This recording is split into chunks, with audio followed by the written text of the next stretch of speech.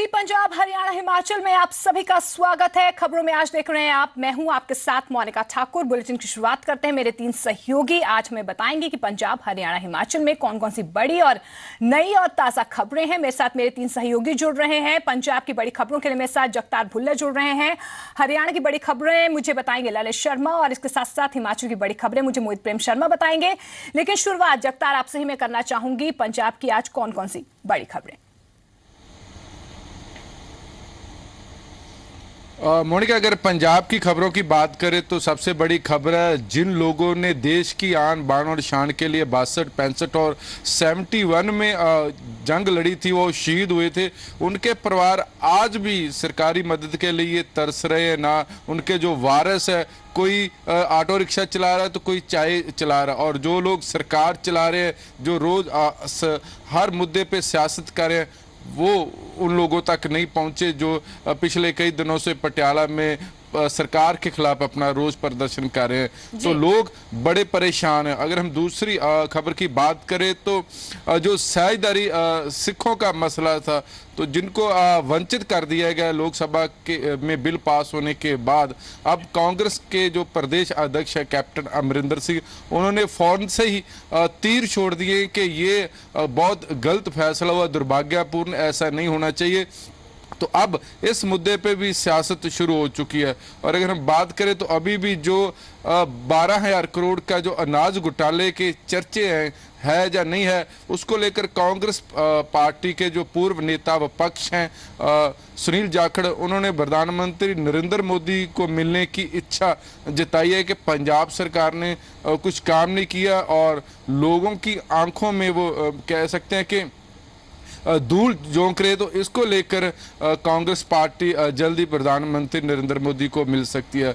अगर हम सतलुज जमुना लिंक नहर मुद्दे की बात करें तो एक बार फिर मुद्दा जो सुर्खियों में आ चुका है, और जो अरविंद केजरीवाल है, उसकी हाँ और ना के बीच में जो अकाली दल और कांग्रेस पार्टी ने आम आदमी पार्टी को निशाने पे ले आई हैं। और क्योंकि पंजाब में अभी विधानसभा चुनाव की बहार है, तो ऐसे में दोनों पार्टियां, अकाली दल और कांग्रेस, कोई भी ऐसा मौका नहीं गंवाना चाहती जिसपे आम आदमी पार्टी पर वार किया जाए। तो ये पंजाब की बड़ी तमाम खबरें जिस पर हमारी पूरा दिन निगाहें बनी रहेगी। बड़ी खबरें हैं, अपडेट भी आपसे हम जगतार लेंगे। लेकिन इस बीच अब मैं ललित आपका रुख करना चाहूंगी। हरियाणा की आज कौन कौन सी बड़ी खबरें रहने वाली हैं?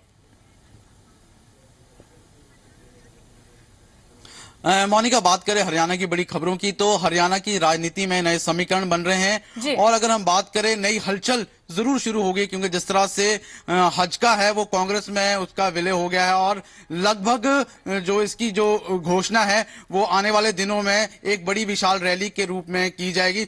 तो कहीं ना कहीं इसको लेकर अब हरियाणा की राजनीति में बयानबाजी जरूर शुरू हो गई है। और जिस तरह से इनेलो और भाजपा सरकार है, उन्होंने कहीं ना कहीं जरूर निशाना साधा है और कहा है कि हजका ने डूबते जहाज का सहारा लिया है। तो इस पर जिस तरह से प्रतिक्रिया आ रही है उस पर हमारी नजर बनी रहेगी। उसके अलावा अगर हम बात करें दूसरी बड़ी खबर की, तो 134A के तहत जो निजी स्कूल संचालक है और जो अभिभावक है, लगातार उनका जो रोष है वो लगातार बढ़ रहा है। और जिस तरह से पूरे प्रदेश भर में, चाहे बात करें सोनीपत या करनाल, बाकी जगहों पर जो 134A में जो दाखिले नहीं हो पाए उससे अभिभावक नाराज है। उसके अलावा निजी संचालकों ने भी साफ टूक सरकार को कह दिया है कि जब तक पिछले बकाया पैसे उनके खाते में नहीं डाले जाएंगे तब तक उनका जो प्रोटेस्ट है लगातार जारी रहेगा। इसको लेकर 28 अप्रैल को निजी जो स्कूल संचालक है वो राज्यपाल को एक ज्ञापन भी सौंपेंगे। उसके अलावा अगर हम बात करें तीसरी बड़ी खबर की, तो जो बिजली कर्मचारी है, जो 23 सब डिवीजन है जिनको निजीकरण की बात की जा रही है, उनका जो रोष प्रदर्शन है प्रदेश के खिलाफ, प्रदेश सरकार के खिलाफ, वो भी लगातार जारी है। और उसको लेकर आज पंचकुला में सेक्टर 6 में जो शक्ति भवन है वहां पर वो आज रोष मुजाहरा करेंगे, प्रदर्शन करेंगे। तो उस पर भी हमारी नजर बनी रहेगी। उसके अलावा अगर हम बात करें चौथी बड़ी खबर की, तो अरविंद केजरीवाल है, जिस तरह से उन्होंने पंजाब में अपनी जमीन तलाश ली, उसके साथ साथ अब हरियाणा में भी अपनी जमीन तलाशने की उनकी पुरजोर नजर है। उसको लेकर आने वाले दिनों में मई में एक विशाल रैली की जा सकती है और ये रैली है वो रोहतक में की जा सकती है। तो इस पर भी कुछ सूत्रों के हवाले से खबर आ रही है और इस पर किस तरह से हलचल रहेगी उस पर भी हम नजर बनाए रखेंगे। उसके अलावा अगर हम बात कर ले जाट आरक्षण मामले की, जिस तरह से आगजनी हुई है और जो लूटपाट हुई उसको लेकर जो प्रकाश सिंह कमेटी है उसकी जो रिपोर्ट है उसको आज से बाइंड कर दिया जाएगा और उम्मीद यही है कि आने वाले एक हफ्ते के अंदर इस रिपोर्ट को सबमिट किया जाएगा। तो ये तमाम बड़ी खबरें रहेगी मोनिका हरियाणा से, जिस पर आज हम दिन भर नजर बनाए रखेंगे। बिल्कुल अहम दिन आज हरियाणा में रहने वाला है, क्योंकि कहीं ना कहीं औपचारिक ऐलान हो सकता है कि हजका का कांग्रेस में कब विलय होने वाला है। ललित आपके पास आऊंगी अपडेट के लिए, लेकिन इस बीच मोहित आपका रुख करना चाहूंगी। हिमाचल की अगर बड़ी खबरों की मैं बात करूं तो कौन कौन सी बड़ी खबरें आज रहने वाली हैं? बिल्कुल मोनिका, हिमाचल की अगर बड़ी खबरों की बात कर ली जाए तो कांग्रेस का जो कार्यक्रम है मोदी के बोल जुमलों के डोल, यानी कांग्रेस ये बताना चाहती है कि जो केंद्र सरकार का कार्यकाल है उसमें जो वायदे किए गए थे जनता के साथ वो अभी तक पूरे नहीं किए गए हैं, वो खाली बोल ही रह गए हैं और अभी तक कागजों में या फिर फाइलों में जो है वो वायदे जो है अभी तक घूम रहे हैं। तो कुछ खास केंद्र नहीं कर पाई है क्योंकि 2017 में हिमाचल में विधानसभा चुनाव होने हैं, इसीलिए कांग्रेस इस तरह के कार्यक्रम जो है वो शुरू कर रही है। और ये जो कार्यक्रम है खासतौर पर इस पे प्रदेश अध्यक्ष ठाकुर सुखविंदर सिंह सुक्खू पूरे प्रदेश का भ्रमण करेंगे और वहां पर जो है इस कार्यक्रम को जो है आगे बढ़ाएंगे और कार्यकर्ता जो है उनसे ये आह्वान किया जा रहा है इस दौरान कि इस कार्यक्रम को जन जन तक पहुंचाने की कोशिश की जाए और चुनावी माहौल यहां पर जो है वो बनता नजर आ रहा है। इसके अलावा जो मुख्यमंत्री वीरभद्र सिंह है वो दावे कर रहे हैं कि सूबे में जो तमाम सड़कें हैं वो दुरुस्त है। हालांकि जो ऐसा बीजेपी जो है इस पर पलटवार कर रही है और ये कह रही है कि पर्यटन सीजन जो है वो शुरू होने वाला है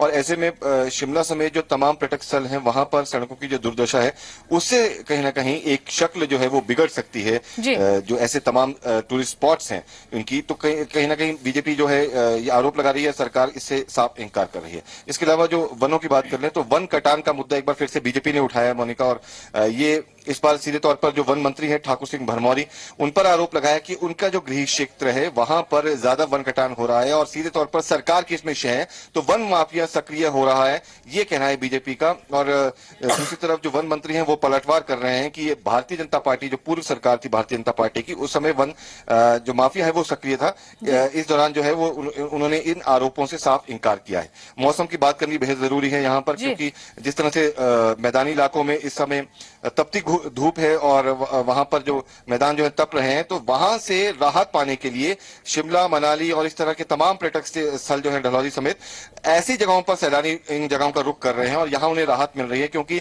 दिन में भी इतनी गर्मी जो है वो यहाँ पर हालांकि यहाँ के हिसाब से गर्मी है, तापमान में थोड़ी बढ़ोतरी है, लेकिन जो सैलानी है वो यहाँ पर राहत महसूस कर रहे हैं और सुबह और शाम मौसम बेहद सुहावना बना हुआ है। तो ये तमाम जो खबरें हैं इन खबरों पर दिन भर हमारी नजर बनी रहेगी। बिल्कुल, तो मौसम में राहत है, लेकिन सियासी उफान जो है हिमाचल प्रदेश में चरम पर है। मोहित, फिलहाल इस तमाम जानकारी के लिए आपका बहुत बहुत शुक्रिया। ललित, आपका भी बहुत बहुत शुक्रिया, आपने हरियाणा की बड़ी खबरें बताई। जगतार, आपका भी बहुत बहुत शुक्रिया, आपने पंजाब की बड़ी खबरें हमारे साथ साझा की।